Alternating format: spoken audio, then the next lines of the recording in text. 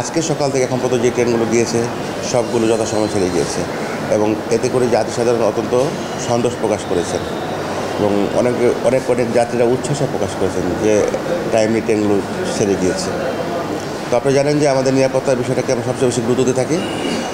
আশা করছি আগামী একদিন দুদিন রয়েছে আর ঈদযাত্রা, এই দিনগুলোতেও আমরা সমাজের জাতিসাধারণকে নিরাপদে এবং স্বাচ্ছন্দ্যমতোভাবে তাদের নিজ গন্তব্যে পৌঁছাতে পারব এবং আমাদের সকল প্রস্তুতি সম্পন্ন রয়েছে।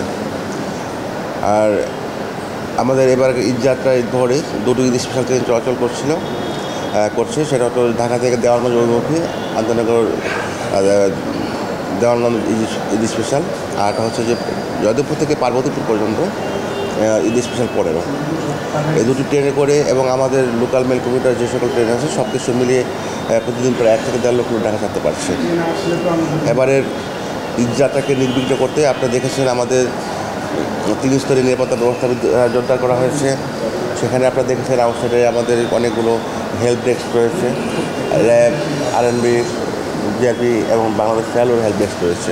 ঢালাইয়ে দৃঢ়তা, নির্মাণে নিশ্চয়তা, প্রিমিয়ার সিমেন্ট, ঢালাইয়ের রাজা। সার্বিক বিষয় যদি বলি যে এক কথায় সম্মানিত জাতিসাধারণের ঈদযাত্রাকে নিরাপদ, নির্বিঘ্ন এবং স্বাচ্ছন্দ্যময় করতে বাংলাদেশ রেলওয়ে সকল রকম ব্যবস্থা গ্রহণ করেছে। ইনশাল্লাহ আগামী দিনগুলোতেও আমরা আরও সুন্দর এবং স্বাচ্ছন্দ্যময়ভাবে সুন্দর একটি ঈদযাত্রা উপর দিতে পারবো। না, আগামী দুদিন আর ট্রেন বাড়ার সুযোগ নেই, যা আছে তাই ইনশাল্লাহ এই ট্রেনগুলি যাবে।